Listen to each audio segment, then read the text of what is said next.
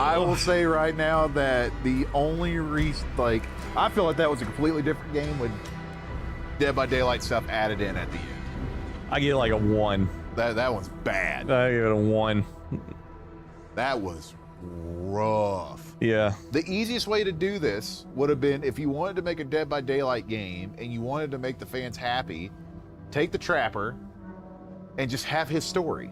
Yeah. Take your pick, man. Like any of them. Take the Trapper and then take like the first 4 characters and put them into a story about how it all began. Or whoever, I think the Trapper was who it started with.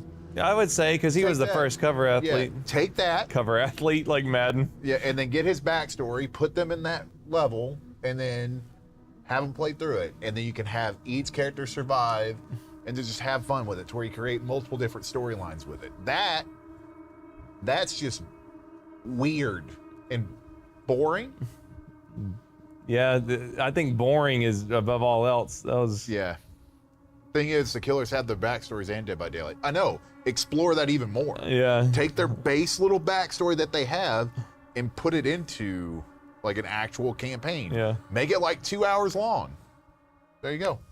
So I feel like you could have cut about 3.5 hours out of this game. Yeah. It's over, yeah. Is there like a paragraph? For what? Like on their backstories? Yeah, usually whenever you select the characters, there's like a little backstory on them.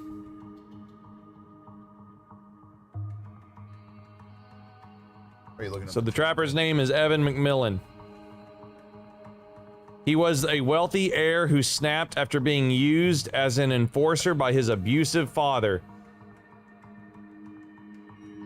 Cool, watch this. Okay, so yeah, you make a narrative about an up-and-comer in the mob, young kid, maybe he's like 16, trying to become a made man. Guess what? You're friends with them, and then somebody starts killing all your friends on the streets of New York. Turns out, I don't fucking know. I mean, there's a lot of things you can do with it. Yeah, even, but just simple. You literally could just have it to where the narrator's like, here's his backstory, like what you just read, and this is a story that leads up to him entering the universe or something like that, and then you have the story play out. The Huntress lore is insane. After her mother died hunting an elk, Anna disappeared into the northern woods, losing her humanity with each passing year. She craved a daughter of her own. When family traveled through, only little girls were spared and taken back to her house. Cool, so you play as a family on vacation. Yep. Or a school field trip, and one of the little girls goes missing. Yep. And the Huntress is picking you off one by one. Awesome. Awesome. Play that in a, like, I don't care. I would play in a heartbeat. If you made a Huntress game, Girl Scouts, get lost in the woods, or school field trip, plane goes down. Group of girls and teachers get lost in the woods in Alaska, like the Huntress picking them off. Yeah, you make good decisions to stop the Huntress. Like, I'm playing it if you in a wanted heartbeat. to satisfy Dead by Daylight fans, why wouldn't you pick a character that's already in it and then make like a new character for this that gets put into Dead by Daylight? Yeah. You know, like it's kind of weird. It's just unbelievable. Does this game have any good, medium, or bad endings? I don't know. I would say that there's no such thing as a good ending to this story.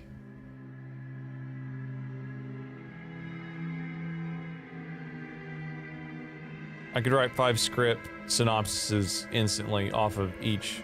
Yeah, like it's not that hard. That's what I keep telling. Like that's what we've been saying this whole time. Is you take the base story that's there, you have them explain it at the beginning, and then you create a story from that with that character. Yeah, it's not saying that making games is easy, No, right? not at It's all. just conceptually, this is a very. Again, if you have, you can. It's like they're too scared to just go buy the books, and it's like, you have good characters. There's 16 endings to this. Yeah. But is it the entity, the overarching bad guy, Dead by Daylight, in this game basically explains how the evil is released, but we just have our first view of the physical form of the entity? Yeah, yeah. I will tell you right now, I didn't get jack shit of that from this game. I mean, I did, because that's why they talk about it so much. I understand that, like, they're talking about it, but, like, it doesn't make me understand Dead by Daylight anymore. than what it already is. Yeah, I mean, I didn't know what they're saying, but if you're gonna make a Dead by Daylight game, it's like, why not make it about beloved characters in Dead by Daylight? I don't know. Like, in Dragon S Might Have Missed, we talked about this a lot, like, in the middle of the stream. But it's like... Just seems like a missed opportunity. Yeah. There's 37 killers in Dead by Daylight. Not really, because at the end, the other survivors are already there. That is true as well. Yeah. Because they said that they've been there for a long time. As Dead by players, do you know that these killers and victims are in an eternal battle? Is that part of the game lore? No, this is not a narrative game about a certain psycho. I would not. No. No.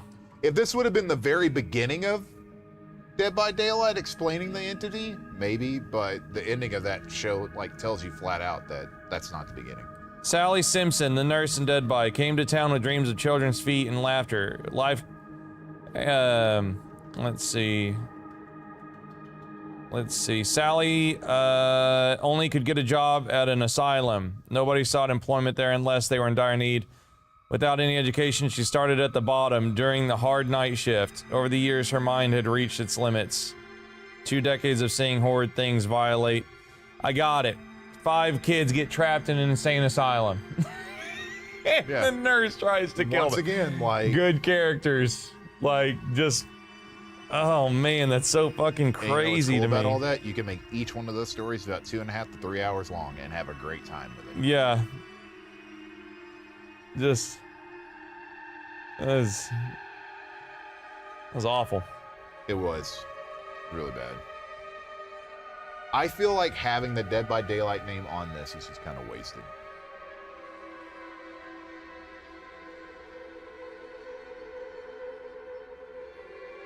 In this game, the entity lives off of emotions, most of all fear, so it keeps killing them and feeding off of their fear for their right to die. Or for their right before they die. Yeah, Dead by Daylight has lore. You can read it all in the characters, pages, and stuff. Yeah. A little origin/intro narrative game for each killer would have been cool. Yep.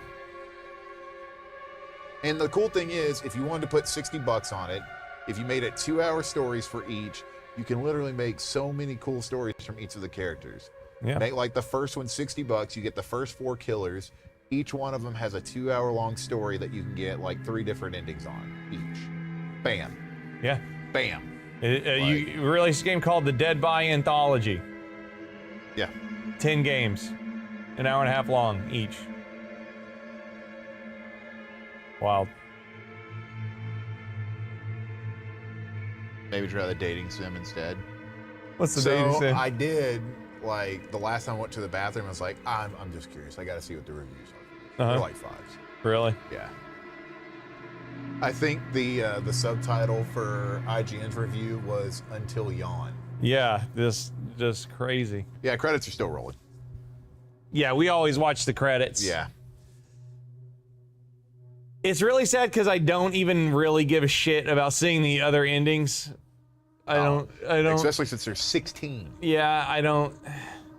That's so crazy. Props to whoever went through and beat this game 16 times to put those up on YouTube. Props to whoever had the guts to say, yeah, we should make 15 more when they're making the game. Way to go, them. But yeah, it's just like what we were saying. Seems like they were much more interested in coming up with an excuse why the universe exists instead of making...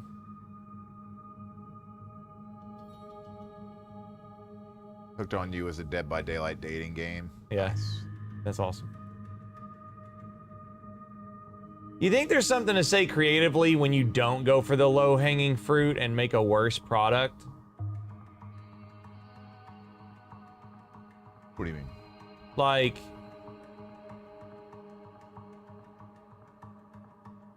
I got a game about killers. Really good, cool-looking killers with interesting lore. I should take one of them, make a game about it. Do you think that, like, maybe they thought that was such an easy concept that they thought they were being cheap by doing something that would be so easy? I think they worked with behavior, and they're like, hey, we want to put a new killer in your game, but first we want to create a backstory with it. Yeah. I think that's what happened, and behavior was probably like, cool, let's start something up, and we'll put some of the backstory in it. But I think in doing that, they kind of lost where they were going with it in the story and how to get it going. When in all actuality, whenever they were getting together, they should have been like, hey, let's do a story on how the first 4 survivors got put into the Dead by Daylight world. Yeah. But I understand where they were trying to go. It's just, it almost feels like there was too much excitement, but it feels like they Zack Snyder'd it, you know, to me. Like, you're so excited about it, but then it just comes out as one big jumbled mess. Yeah. It's like if this game would have been called Dead by Daylight Origins, The Trapper, like, $25, 2 hours. Dead by Daylight, the hot nurse lady that'll cut you up. Hot nurse lady. Okay, like, they didn't even create the Dead by Daylight world or anything like that. It's just, oops, now here we are. Yeah, it wasn't even, it was more about like, it was like a 6-hour game for how the people get warped into a Dead by lobby. Yeah, legit, it's like an episode of Reboot. Yeah. Like legit, like you're just waiting for the game to start. Because that's basically what that is. You're just waiting for the game to begin. And I am kind of disappointed that, you know, with such a cool design with Frank Stone, you don't really use it. There's, what, 4.5 hours? Maybe like 5 hours to where you don't even have Frank Stone on screen. Yeah. You're just running through a mill. Like, legitimately, you're just walking around. Yeah, and not even running because something's after you. And strangely, that Frank Stone design is like so wasted because most of the time you're getting chased by a glitchy camera chasing skeleton man.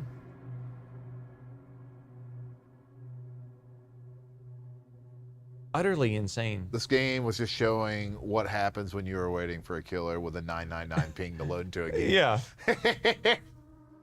I understand why they didn't really. They had to have known. Yeah, because they did not promote this game fucking at all. Yeah.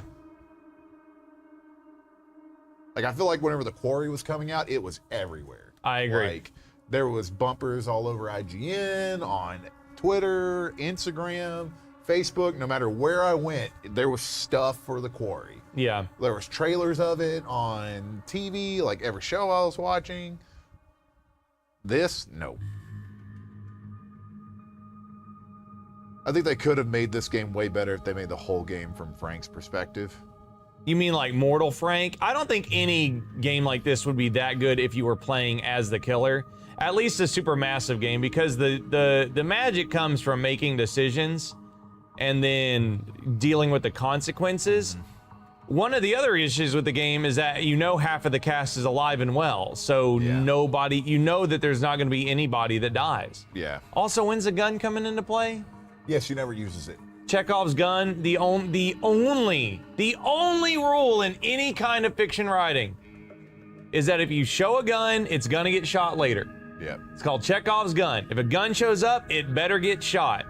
And in a narratively driven game, to not shoot the gun is like, this is intro to creative writing.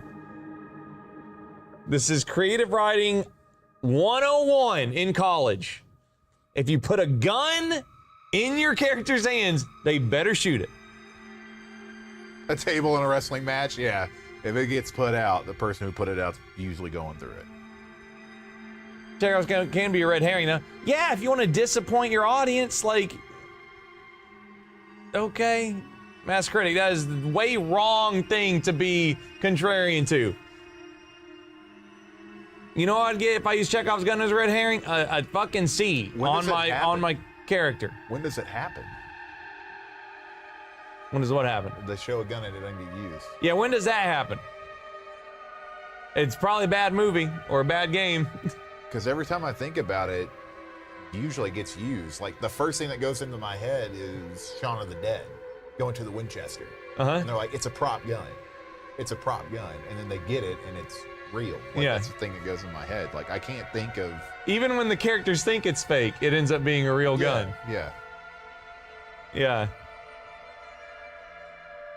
Do you think that the Dead by side of this hurt the Supermassive side of this? No. I think it's on both court, honestly. I don't think it's one side or the other. Yeah, it's such a collaborative effort. Sort of happened in that Arizona movie with Danny McBride. I don't know that one. I'm not saying it hasn't. I'm just asking what Yeah. it has. Oh yeah, we grabbed the gun off that dude that got eaten, and we just never used it. Yeah, and you're waiting. I thought she was going to like use it to shoot him off of him or something. According to AI, red herring is by definition a failed checkoff gun. Okay. A red herring is a failed checkoff gun, which is when an author intentionally defies the principle of checkoff's gun to mislead the audience. Yeah, okay. I thought you were literally talking about using a gun as a red herring. Yeah, man, So the kid from A Pup Named Scooby-Doo? is a gun. That son of a bitch! Yeah. There you go, CDJ, you got it. I think like rarely when you're streaming video games, especially for an audience, especially when like we try to drive support and money like we do, we try to be as optimistic as possible because we want the audience to be having a good time. Yeah. This one would have been really hard to mask our disappointment. You know, I think you stay optimistic. And then the second you see the credits, it's just like The opening was awesome. the opening was perfectly fine. Yeah, it was great. Like, because like we said, like the cool design, it was kind of creepy going through the mill and everything, getting to Frank Stone, the little fight that they have, and then that happens. The next Dark Pictures looks like 3 times the budget of this one. I'm sure it does. Yeah, I mean, but we got to be honest, the Dark Picture anthology's been pretty rough. it has been really rough. What have they made? 4 of them? And of the 4, I would say, in my opinion, I would say 1 of them is worth the price of admission. Of the Dark Pictures games, not Yes. including. Yeah. In terms of Supermassive games, which they've made what, like 6 now? The Quarry, Until Dawn, all the Dark Pictures, this, How many Dark Pictures games are there? 4. The Devil is that the Devil So, Inside? Devil Inside, Man of Medan, the one with the witches or whatever, House of Ash. What am I missing? Is that all of them? So, Yeah. so we can officially say that Supermassive is like, Little Hope, thank you, Vanderwood. yeah, That's we can officially say statistically Supermassive makes proportionally bad games. If they're like 3 out of 8 here. Yeah, because in my opinion, the ones that I'd be like, you gotta play it, are Until Dawn, The Quarry, and House of Ash. Yeah, it's just crazy to think that like they are totally Shyamalan right now, man. Like they got 3 out of 8. Yeah, you could call it. #sad. I know.